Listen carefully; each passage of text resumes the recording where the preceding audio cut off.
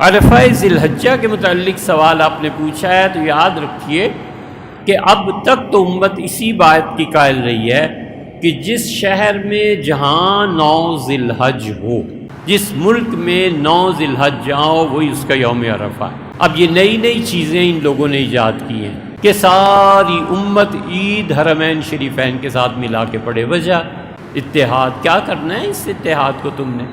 ایسی محض اپنے ذہن کی اپچ اور اختراع، اور اس کے قائدین اکثر وہی ہیں جو دین کو سرے سے سمجھتے ہی نہیں۔ اختلاف میں تمہیں مسئلہ کیا ہے؟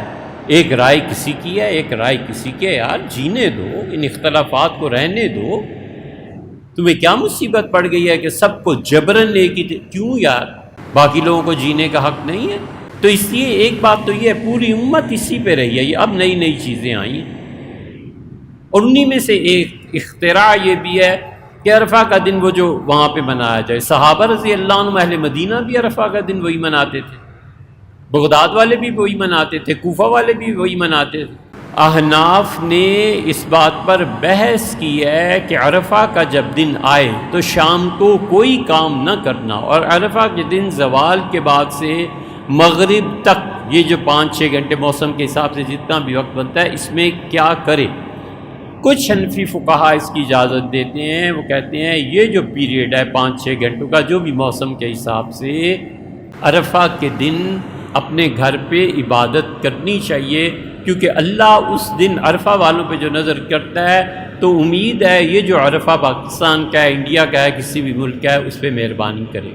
حنفی فقہا ہی میں سے کچھ لوگوں نے اسے بدعت قرار دیا ہے اور وہ کہتے ہیں نہ کریں، دین میں ایک نئی چیز چل پڑے گی، نہ کریں۔ دونوں طرف دلائل ہیں۔ البحر الرائق میں ابن نجیم نے اور بخاری کی شرح میں بہت عینی وغیرہ سب نے لکھی ہیں یہ چیزیں، اسے دیکھ لینا چاہیے۔ اور ایک بات یہ بھی سمجھ، اس لیے عرفہ وہی منائے جو اس کا دن ہے اپنا۔ سعودیہ والے جس دن بھی منائیں اور جس دن بھی ہو، اس سے ہمیں کچھ فرق نہیں پڑتا۔ ایک بات یہ بھی یاد رکھنی چاہیے، اصل میں تو یہ ہماری غلطی ہے، ہمیں یہ بات بیان کرنی چاہیے تھی ذی القعدہ میں یا پھر حج سے پہلے۔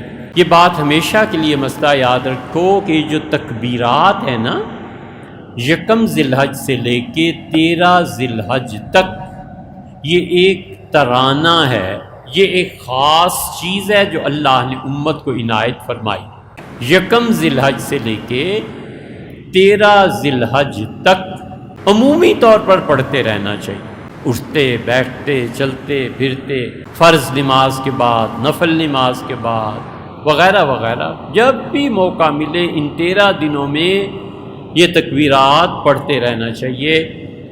بخاری میں آیا ہے، صحیح بخاری میں، کہ عبداللہ ابن عمر اور حضرت عبداللہ ابن زبیر اور یہ حضرات صحابہ رضی اللہ عنہ، ابو ہریرہ رضی اللہ عنہ، یہ نکلتے تھے مارکیٹس میں، بازاروں میں، اور یہ تکبیر اونچی آواز سے پڑھتے تھے، اور لوگ ان کے پیچھے پڑھنا شروع ہو جاتے تھے، یعنی وہ اللہ اکبر کہہ رہے ہیں تو دکاندار بھی ان کے پیچھے اللہ اکبر ان کے بعد کہتے رہتے۔ اسی طرح جب یہ چلتے تھے عرفات وغیرہ کے لیے تو یہ لبیک اللہم لبیک پڑھتے تھے، اور لوگ بھی ان کی آواز میں آواز ملا کر پڑھتے تھے۔ اس سے بعض جگہ پہ جو ہوتا ہے کہ لبیک اللہم لبیک کے ساتھ اور لوگ بھی آواز میں آواز ملاتے ہیں، یہ بالکل ہی حرام نہیں ہے، سوچ لینا چاہیے۔ بخاری شریف میں یہ روایت آئی ہے، اور صحیح بخاری میں ہی آیا ہے کہ جب یہ پڑھتے تھے عید کے 13 دنوں میں اللہ اکبر، تو لوگ ان کی آواز میں آواز ملا کر پڑھتے تھے۔ یکم ذی الحج سے لے کے 8 ذی الحج تک ان تکبیرات کا اونچی آواز میں پڑھنا یہ مستحب ہے، بہتر ہے، اور 13 کی فجر سے 8 تک پڑھنا مستحب ہے، اور 9 ذی الحج کی فجر کے بعد سے 13 ذی الحج کی عصر تک پڑھنا یہ واجب ہے، ایک مرتبہ پڑھنا ضروری ہے۔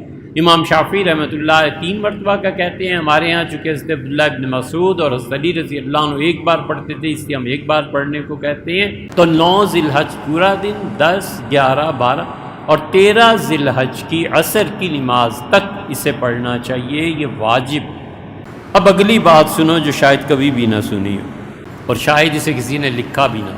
ہمارے شیخ ابن تیمیہ رحمۃ اللہ علیہ کی ہے شیخ الاسلام ابن تیمیہ رحمۃ اللہ علیہ نے اپنے فتاویٰ میں اس ٹاپک کو چھیڑا ہے، اور شیخ تو بادشاہ تھے، علم کے بادشاہ تھے، سمندر تھے علم کے شیخ۔ وہ جس موضوع پہ بات کرنا شروع کرتے تھے لوگ دانتوں میں انگلیاں دے لیتے تھے کہ اس آدمی کو یہ بھی آتا ہے اور یہ بھی آتا ہے اور یہ بھی آتا ہے۔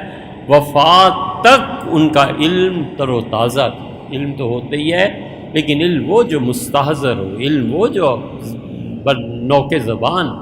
اور شیخ کو غصہ بھی ایسے ہی آتا تھا، نال در آتش کی طرح۔ علم بہت ہو گیا تھا، بہت زیادہ۔ وہ اگر 100 سال 200 سال بھی رہتے تو لوگ ان جیسا آدمی نہیں دکھا سکتے کہ ایسا پیدا ہو۔ رحمہ اللہ وہ اور ان کے ساتھی، اللہ تعالیٰ ان کی قبروں کو منور رکھے۔ ابن کثیر ہیں، ابن رجب ہیں، اسی کا اثر ابن حجر تک پہنچا ہے، وہی ذہبی ہیں رحمہ اللہ، انہی کا اثر ہمارے صاحب فتح القدیر رحمہ اللہ۔ بڑے لوگ تھے، اللہ نے دامن کھول دیا تھا ان صدیوں میں اور ہیرے آئے دنیا میں۔ شیخ نے کمال کی چیزیں لکھی ہیں۔ شیخ نے لکھا ہے جو شخص ان 13 دنوں میں تکبیرات پڑھتا رہتا ہے نا، 3 انعامات باری تعالیٰ اس پہ ہوتے ہیں۔ ایک تو فرمایا ہے کہ اس کا رزق بڑھ جاتا ہے، دوسرے فرمایا ہے ہدایت ملتی، بلکہ پہلے نمبر پہ فرمایا ہے کہ ہدایت پہ قائم رہتا ہے، اس کے اعمال اور عقیدے میں اگر کوئی گڑبڑ ہے نا وہ نکل جاتی ہے، وہ کھوٹ دور ہو جاتا ہے۔ دوسرے شیخ نے فرمایا ہے کہ ہدایت ملتی ہے پہلا نمبر، دوسرے رزق میں اضافہ ہو جاتا ہے، کیونکہ جتنا وہ خدا کو بلند تر کہنا شروع کرتا ہے اللہ اکبر اللہ اکبر، پھر توحید لا الہ الا اللہ، پھر اللہ اکبر اللہ اکبر للہ الحمد، یہ پوری تکبیر ہے۔ تو لکھا ہدایت ملتی ہے، رزق میں اضافہ ہو جاتا ہے، اور تیسرا دشمن جھک جاتے ہیں، دشمنوں کو ذلت نصیب ہوتی ہے۔ یہ تینوں بات، اور تکبیر پوری کہنی چاہیے اور لکھنی بھی پوری ہی چاہیے۔ اللہ اکبر یہ تکبیر ہو گئی، لا الہ الا اللہ یہ خدا کی توحید ہو گئی، واللہ اکبر اللہ اکبر وللہ الحمد۔ ہمارے نزدیک یہی تکبیر ہے جو سیدنا علی رضی اللہ عنہ نے سکھائی۔ شافعی حضرات کی تکبیر ذرا سی مختلف ہے، اللہ اکبر واللہ اکبر اللہ اکبر۔ اب بہت سے ماڈرن لوگ یہ بھی لکھنے لگے۔ یہ لا الہ الا اللہ بیچ میں سے کاٹنے کا کیا مقصد ہے؟ جب آپ کو سننے والے اتنے ہیں، جب آپ کے پیچھے چلنے والے اتنے ہیں، اور آپ اپنی ڈائری اور صفحے پہ لکھتے ہیں اللہ اکبر واللہ اکبر اللہ اکبر، تو یہ شافعی حضرات اگرچہ اس کے راوی ہیں، اگرچہ انہوں نے روایت کیا، لیکن آپ کو ضرورت کیا پیش آئی؟ آپ پوری تکبیر کیوں نہیں تحریر فرماتے؟